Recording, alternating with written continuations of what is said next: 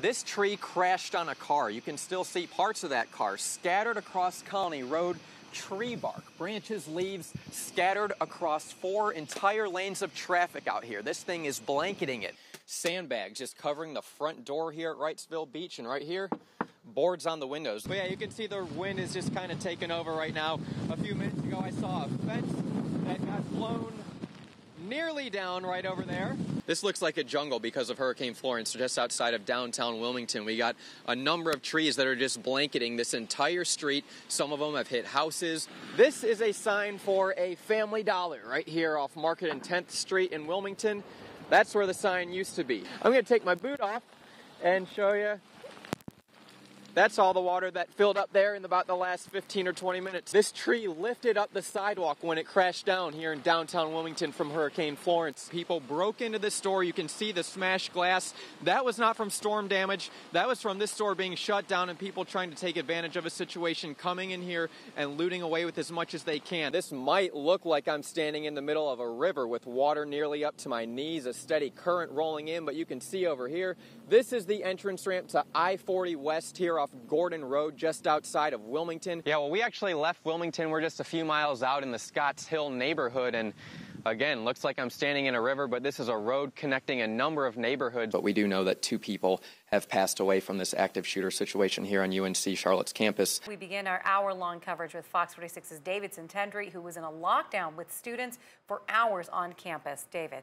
That's right, Diana, and right now I am on the outskirts of UNC Charlotte's campus. You can see the CMPD cruisers behind me. They are blocking the entrance to prevent any additional vehicles from entering. I had to break the news to dozens of faculty and students that two people who were on campus are now dead because of that active shooter situation. The room just went quiet. You could hear a pin drop. You could really feel everyone's heart beating throughout those moments. You can imagine if you're a parent and waiting for your child to come home from school, seeing the bus arrive, and then as they get off the bus, hearing gunshots ring out. He told me, all I know is that my son is lying up there dead on the ground. There are a lot of precincts that still have not reported, specifically in Mecklenburg County, where McCready has had a strong showing so far. And about a foot of snow was piled on top of this gas station awning, the pressure causing it to collapse. You can see debris scattered all across the ground, and now it might take weeks to get this place repaired. The person who was shot was being taken to a nearby hospital,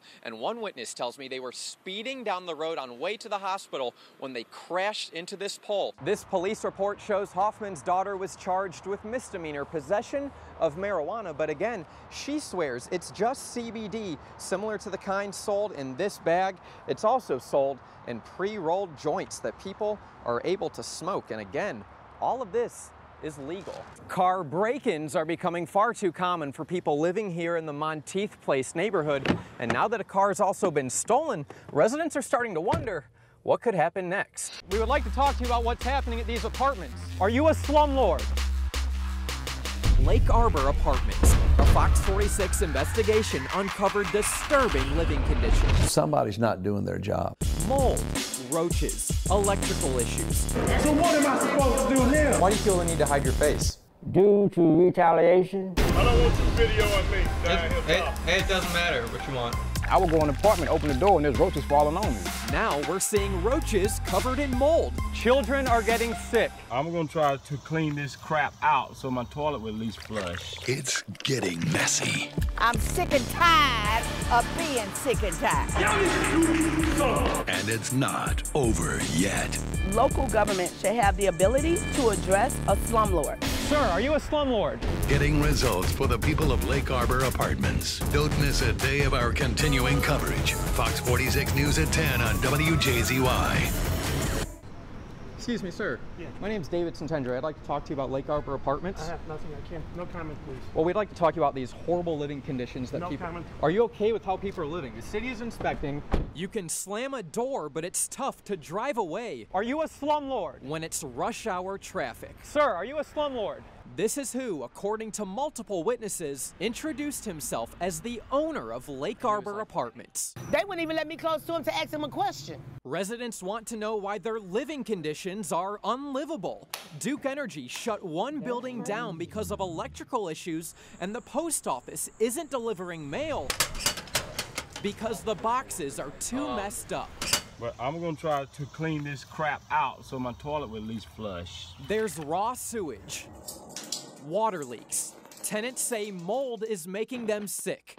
And let's not forget about the rats. It's not even about paying the rent, it's more about the health of these people. Fox 46 is getting results. The city is stepping in to inspect every unit on the property. City of Charlotte, we need you. The first round, 61 of nearly 300 apartments were inspected on Wednesday. We found violations in all 61 that we entered.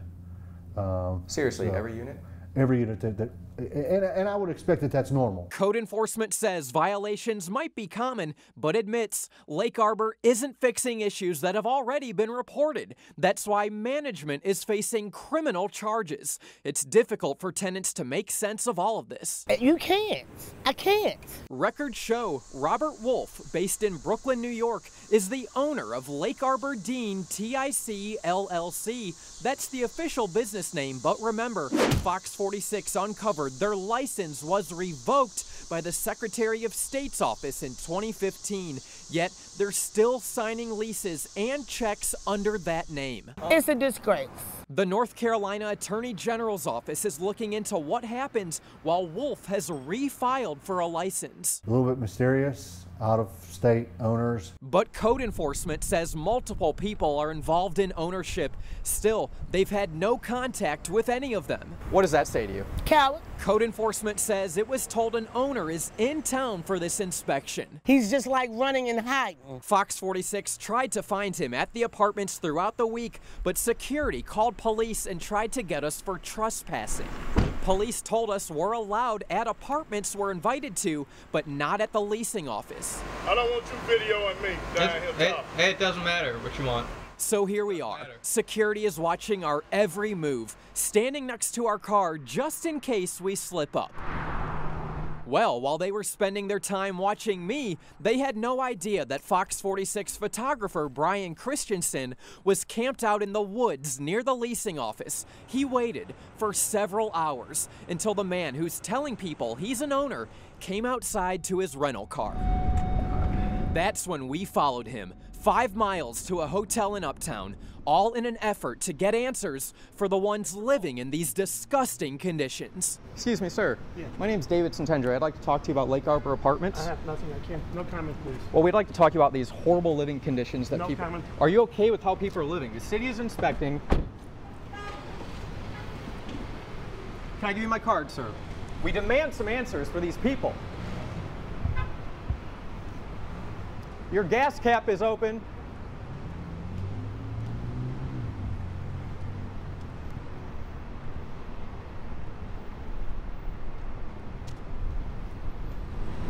He's gonna be stuck right there. You want to go for it again? Yeah.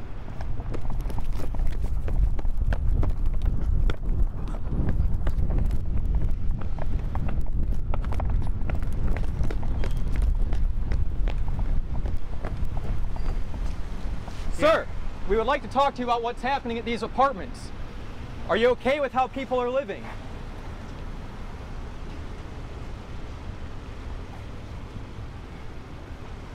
These are the lives of adults, children. You're taking thousands of dollars for people to live in filth. Are you a slumlord? Sir, are you a slumlord?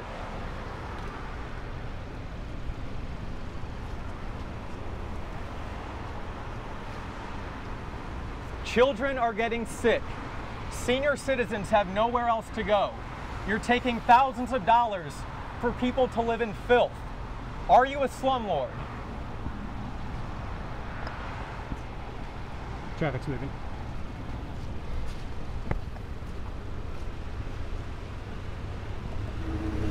We're gonna keep reporting.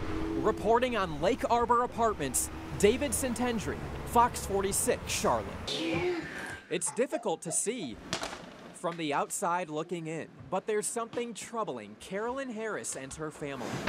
No, it's not the fact that 3 of their 6 children and both parents are deaf. It's mold growing inside of their South Charlotte apartment. It started with wheezing. Doctors are warning the landlord that mold might be making the family sick. He doesn't want the children's health to get worse. The reserve at Providence moved them to a different unit after their apartment tested positive for dangerous levels of mold. This is in the closet of the baby's bedroom? Yes. But their new apartment is also testing positive for mold. Frustrating. Fox 46 is trying to find out what can be done for this family. Yeah, we have no comment. I'm sorry. Can you leave? Management refuses to answer our questions. It affected his immune system. And the family says maintenance makes excuses. It's not mold, it's dirt. We've heard a similar response before from Charlotte's Director of Housing and Neighborhood Services, Pam Weidman. That's often what we find is dirt instead of mold. But Fox 46 continues to get different results. We hired our own inspector who found very heavy levels of mold at West Charlotte's Lake Arbor apartments. All this black's usually more of a concern to me. We've confirmed similar cases at North Charlotte's North Cross townhomes. Over on the east side, we haven't forgot about Heritage Park. And back to the reserve in South Charlotte, it's not just the Harris family. We also confirmed mold at a neighboring apartment. What's most alarming, there's no one to hold landlords accountable for mold. And we have to make sure that everyone is completely clear about what code enforcement can do and what they can't do. North Carolina State Representative Chaz Beasley is working with Fox 46 to get results. We understand that mold has health implications. Last fall, we took the concerns of hundreds of tenants to him after we uncovered that code enforcement will not cite mold as a violation. There's a ton of it right in here. And apartments like this one at Lake Arbor still sit with mold all over the place, caked to furniture, with no penalty to the landlord. Beasley said he'd look into it. If that's where the hole is, then we need to fix that. Now, a few months later, we're getting results. He says he's writing a law that, if passed, would help regulate mold problems in housing across the state. We want to file a bill this session, and we want to get it passed this session because the people at Lake Arbor cannot wait another year or another 2 years to get results. That's crazy. Of course, we all know it's more than West Charlotte's Lake Arbor that's dealing with mold issues. There's no explanation for it. It's North Charlotte's Jessica Smith and her son Lyndon.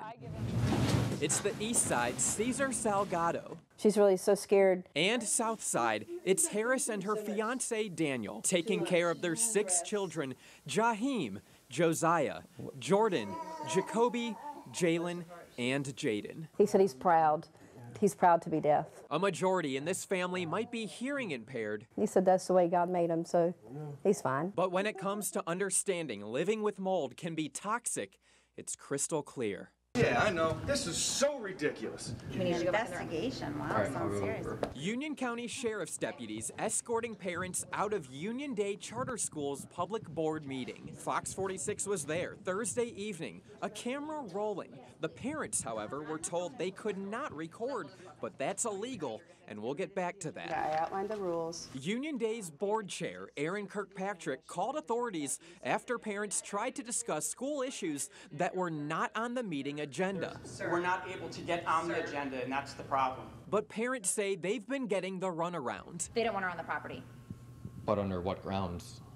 They don't want her on the property. If it's private property, she's got to go. Is this legal? Well, the UNC School of Government tells Fox 46 charter schools, unlike traditional public schools, are allowed to limit public comment to agenda items. She wanted to talk about EC. That's what she even has on the sign-up, which was not on the agenda. Many parents wanted to discuss their special needs children. They feel Union Day is not educating them properly, and that's not all they had to say. There's been safety concerns. Sir. There have been safety concerns.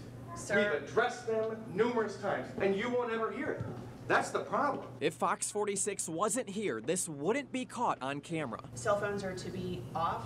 The board tells parents they're not allowed to record these public meetings. It even says so on their website. But Fox 46 uncovered that's a violation of North Carolina's open meetings law, and the School of Government says it opens the board up for a lawsuit. Ma'am, I need you to get in that meeting. Ma'am. Many parents believe Union Day is not proactive. This is so ridiculous. And while they might be the ones with a deputy escort, Can't talk to anybody. they feel the students are the real victims.